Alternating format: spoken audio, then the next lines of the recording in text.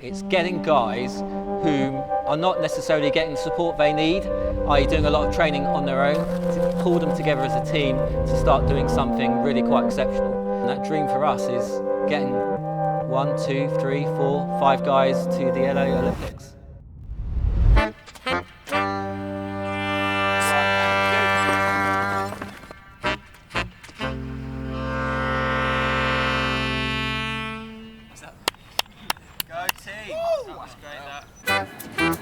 Speed. Good try down today. Bit of cooking. Sorry. Cooking on gas. What's your name and how have you ended up here today?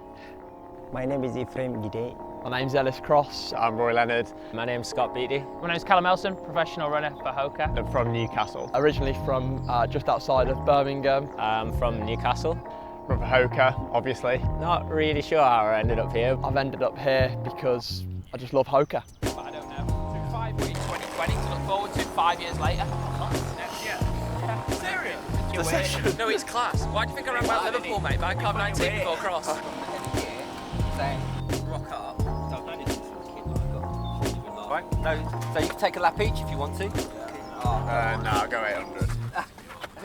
Got Rory, first 8. Yeah. Ellis, second 8. Yeah. All right, Scott, you get to do nothing because you raced at the weekend. So my name is Andy Hobdell and I'm here today because I am fortunate enough to be HOKA coach. In kind of one sentence or a couple of words, describe Coach Andy. Andy is a nice guy. Calm but chaotic. Embarrassing dad. Also very embarrassing. He calls it himself, he calls it the Andy Hobdell madness when he talks about his training, and the bloke is mad, so I'll give him that one. He loves to be the embarrassing dad. Do you know what? It's a conversation about how I became involved with this group was something I'll never forget, because there I was at work in my day job as a criminal lawyer. Chris calls me up and said, Andy, I've got 2 questions for you. One is business and one is personal. And I said, well, here we go. And I said, well, okay, let's start with the business. What's the business question? He said, I've got this idea for a HOKA running team. Would you like to be involved as coach? And I said, really? And he said, yeah. I said, I would love to. I said, but you've got to make sure that the athletes want to work with me as their coach. And of course, the second question, which I'm going to let you know about, was also, will you coach me? And I said, of course I will.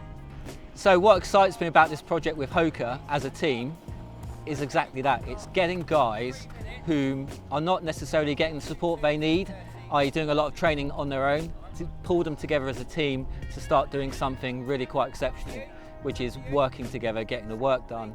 Being there as a team, I think, is a very strong thing. And I just wanted to get the guys working together to have that dream. That dream for us is getting 1, 2, 3, 4, 5 guys to the LA Olympics. So coaching a group as opposed to coaching individuals, it's the personalities, it's the chemistry, it's all of that energy that they each bring to the group. It's just special, you know, because look, when you're doing a rep on your own, that's just your energy for that one rep. But when you're in a team, each rep brings a different energy when someone takes that rep. It's beautiful, and I love that because that's strong. And you get that type of work done together, it's going to be special. So there'd be no good for the Great North at the end of the summer then? How glad you do that? And I know I'm not going to do that at Great North. Well, Of course it's hard. I did 65 at Great North years ago. In plimsolls. Football boots. Yeah, I was kind of looking at like new coaches, new kind of setups for myself, heading into sort of like 2023. Older shot of Barnum District, Ellis Cross, looks like he could have the surprise victory over Simon Barrett. And when I was kind of looking at coaches, I had a little conversation with Chris, and he was obviously being coached by Andy Hobdell already, and he kind of said like he'd be interested in having a conversation. I kind of knew about Andy anyway, previous to that. So I had a conversation with Andy, and then things kind of spiraled from there within the potential of a group. It actually started like ages ago, like kind of years ago, when I knew Chris, like before I even went out to the US, and he always said like one of his big dreams was kind of to bring like a good group together and have a team. And then after I came back from the US, I raced National Under-23 champs, came second, wasn't really a great run, and Chris called me like the next morning and said, look, I am trying to think about kind of putting a team together.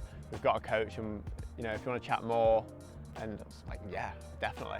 Ephraim, just tuck in. Yeah. You had the haircut yet? He got one in a fresh trim. I got one. You look younger. Ready? All right, guys, nice and steady. Yeah, it was like the summer last year. Wasn't really sure where my next steps were in the sport. I was kind of talking to a few different people, like what should I do and stuff like that. And Chris got in touch with me, put me in touch with Andy, and then just had quite a few phone calls with Andy about kind of coaching in what we wanted to do with the team and how we wanted to like move things forward.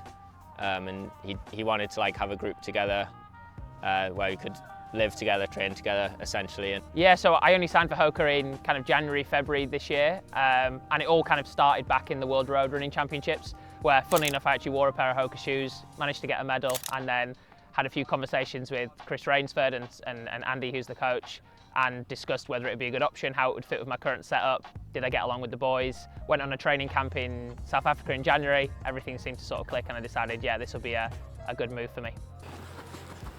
4 seconds up, okay. Rory. Yo. Let's go up to 2:45 on this, okay? Yep. 11 to 12, perfect. Things can get out of hand at times with the lads on camp, so I feel like I am the father figure in making sure that we keep those things under control. And I think I'm pretty good at it. I feel class.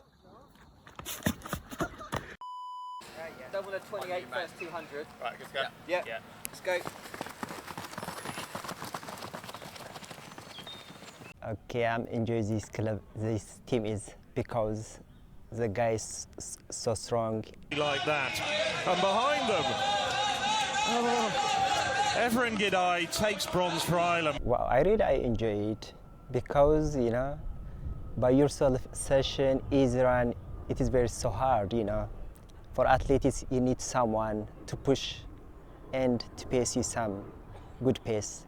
I have the guys, I feel it's comfortable the pace, you know. It's making me to push harder and to improve my time. I'm taking the fast laps and Rory's taking the slow ones. I just feel a bit tired. Yeah, well, do you know why that is? Yeah. Yeah, good. Did have the fastest 10k PB in the group, and you've had the addition of Ephraim. Like, what's that like to have someone that you can be chasing down? It's good. The guy's an enigma, really, and I never know what he's thinking or what he's doing, to be honest.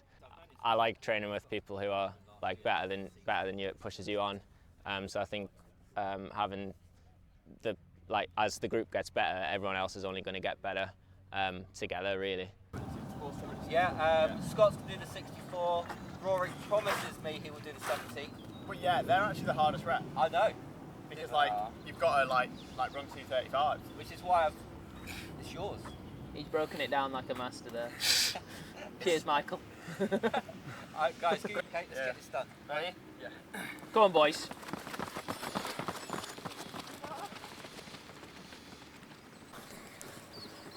Nice, boys. Well done. 61. Nice, Ellis. 62. Ease it off a bit. Boys. That's really good. Let's keep it close to the 64, Scott. Well done. This Just is good. be steady Yeah, with it. really Nice, good, guys. Nice. Really good. Yeah, so I decided not to go back to the US for like a multitude of reasons. A lot of it being the training didn't really work for me. I was potentially getting a little bit more aerobically fit, but I wasn't confident. Probably a bit of a personality clash with the coaching setup, maybe a little bit. But yeah, I just definitely wanted to be kind of closer to the UK and Europe, and I thought I could give a lot more to the sport, and I wasn't getting the opportunity to give more when I was over there. All the way through and done. Wow. Well done, lads. I Wow. lost count, I thought we had another 70 after that. No. Right, take 4 minutes. 4 minutes, Ellis. 5:26. I know, quick. Oh, raw. Yeah, I was at Tulsa, so we've had quite a lot of good European athletes over the last 10 years or so. Yeah, it's a lot very similar parallels, really. Like, we had a good group out there. We all got on well, trained well together. I think the difference is now kind of just maybe pushing the envelope a bit more in terms of training, like with being full-time, and then adding in like a lot of like the small stuff, sort of like making gym more of a priority and going to altitude and stuff like that, which I couldn't do when I was in college. Pace session with alternating paces, and you come through it going, yeah, I feel good. And that's when I know that you're going to go sub 3:30. Yeah, well, this time next year maybe. Yeah, exciting times ahead. Are we feeling motivated? I am motivated. Yeah. I was up at crack of dawn on the bike this morning, I'm ready. I saw that. Yeah, only 30 minutes, but... Yeah, tops off. Yeah. Yeah, so I was on like what I would think is a pretty good upward trajectory. Things were all clicking nicely, had a few good indoor races. I ran a 3:53 mile. I was kind of like, yeah, great, everything's moving nicely. And then at the World Indoor Champs in February, I managed to tear my Achilles, which was, yeah, an annoying, unfortunate timing.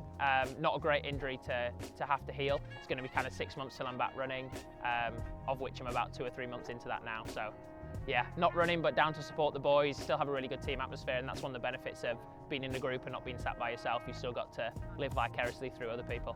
Got 5 on me. Yeah, ready?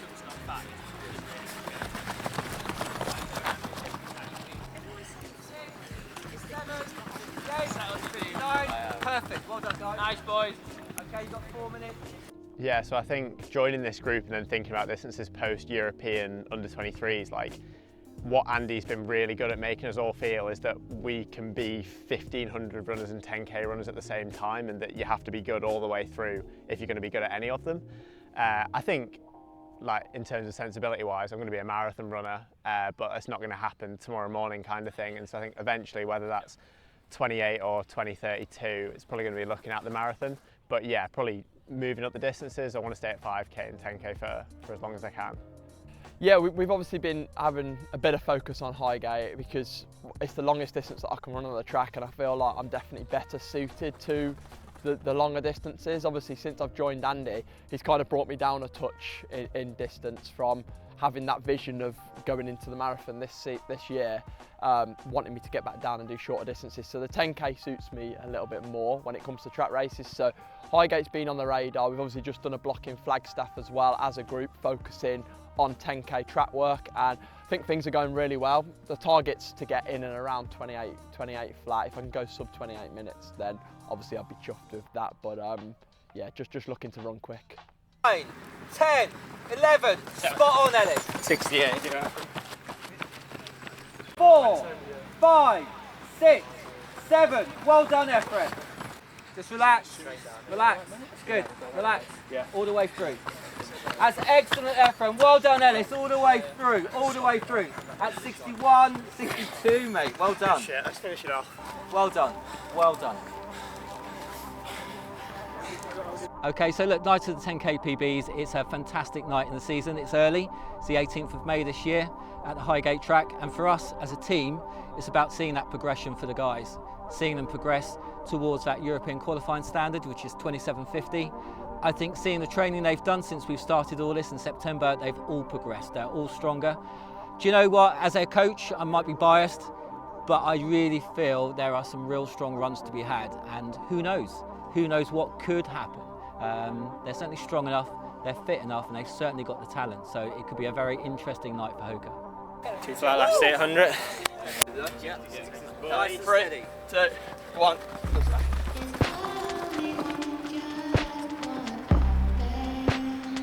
65, metronome, nice.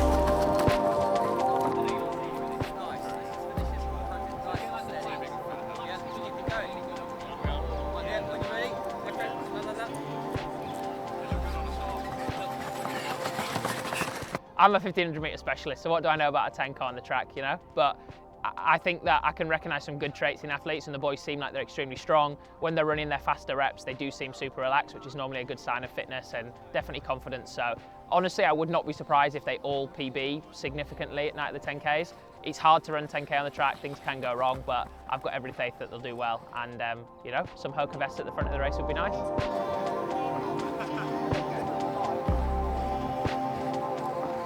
58, 59, great work. Nice. Woo! Right chaps, you know the drill. liquid, some bits and pieces. Threshold. It's a nice easy on in 5, okay? Easy on. Yeah, I reckon you can all go some 30 at Highgate. That was nice, lads.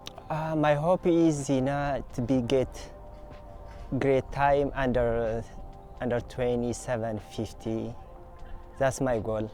Already I have 27:53, but I need to building my time to get my personal best time.